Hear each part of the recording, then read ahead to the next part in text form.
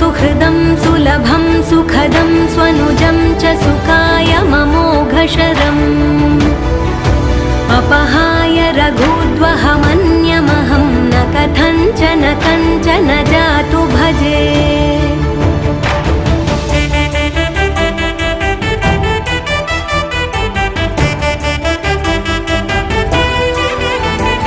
विना वेङ्कटेशं ननाथो ननाथः सदा वेङ्कटेशं स्मरामि स्मरामि।